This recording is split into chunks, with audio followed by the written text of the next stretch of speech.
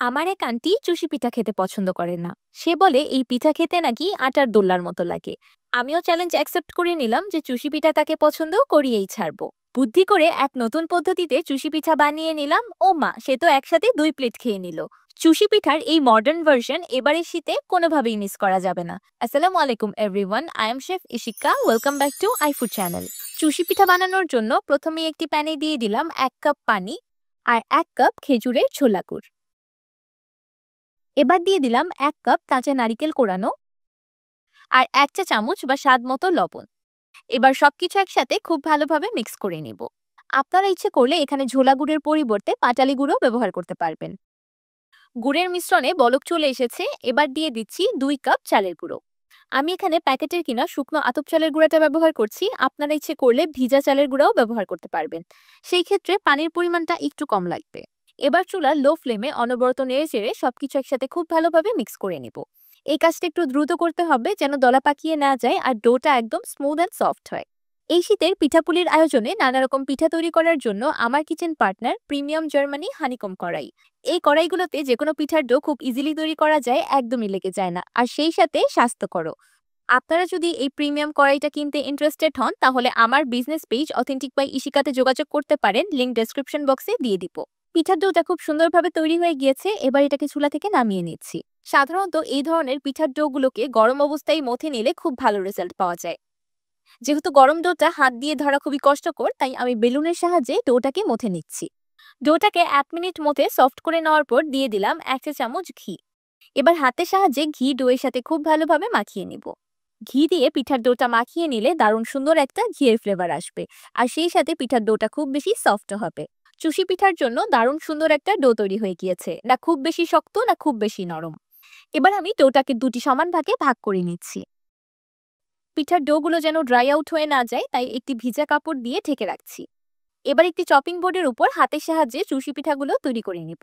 Traditionally এই পদ্ধতিতেই চুষি পিঠা তৈরি করা হয়। পিঠাগুলোকে বানানোর পর অবশ্যই শুকনো চালের গুঁড়ো বা ময়দা দিয়ে কোট করে রাখতে হবে যেন একটির গায়ে আরেকটি লেগে না যায়। দেখতেই পাচ্ছেন হাতের সাহায্যে কত সুন্দর করে চুষি পিঠা তৈরি করে নিয়েছি। হাত দিয়ে তৈরি করা ছাড়াও আমার কাছে সিজার দিয়ে কেটে কেটে চুষি পিঠা তৈরি করতেও খুব ইজি মনে হয়।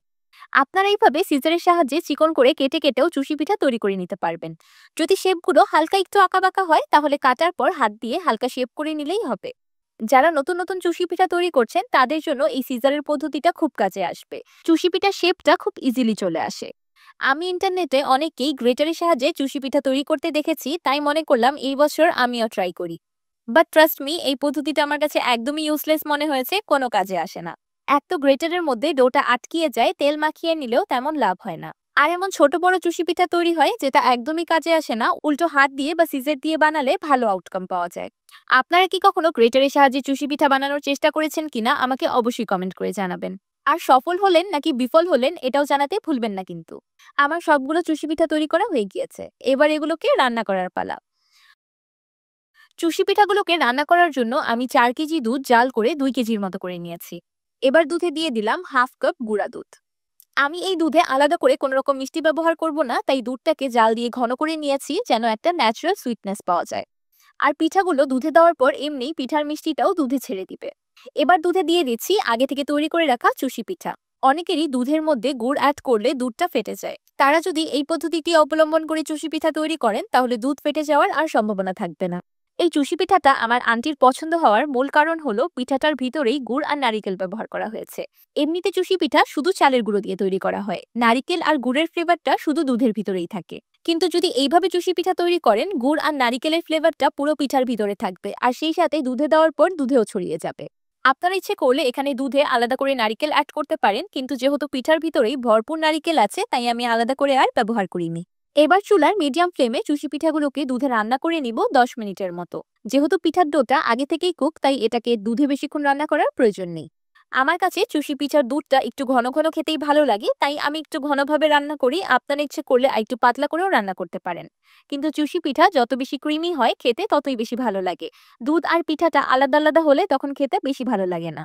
আমি এমনিতেই মিষ্টি কম খেতে পছন্দ করি, কিন্তু আপনারা যদি আরেকটু মিষ্টি খেতে চান তাহলে দুধে আলাদা করে চিনি বা গুড় অ্যাড করতে পারেন। তো তৈরি হয়ে গেল গুড় আর নারিকেলের সাথে ভরপুর চুষি পিঠা। অনেকভাবেই তো চুষি পিঠা বা চুই পিঠা খেয়েছেন, কিন্তু দেখুন তো কখনো এইভাবে রান্না করে খেয়েছেন কিনা। যদি না খেয়ে থাকেন তাহলে এইবারের শীতে অবশ্যই বানিয়ে খাবেন আর আমাকে কমেন্ট করে জানাবেন আপনাদের কাছে কেমন লাগলো। এমন দুর্দান্ত স্বাদের একটা পিঠা রেসিপি আজকে আপনাদের সাথে শেয়ার করলাম, যেটা খেয়ে কেউ অপছন্দ করতে পারবে না। যাকেই বানিয়ে খাওয়াবেন এক বাটি শেষ করে আরেক বাটির জন্য দাঁড়িয়ে থাকবে। পিঠাটা খেতে একদম গুড় আর নারিকেলের সাথে ভরপুর, আর দুধটা এতটা বেশি ক্রিমি হয়েছে যে স্বাদটা মুখে লেগেই আছে। আমার আজকের এই গুড় নারিকেলের চুষি পিঠার রেসিপিটি আপনাদের কাছে কেমন লাগলো আমাকে অবশ্যই কমেন্ট করে জানাবেন। ভিডিওটি ভালো লাগলে একটি লাইক দিবেন আর আমার চ্যানেল সাবস্ক্রাইব করে আমার চ্যানেলের পাশেই থাকবেন। আল্লাহ হাফেজ।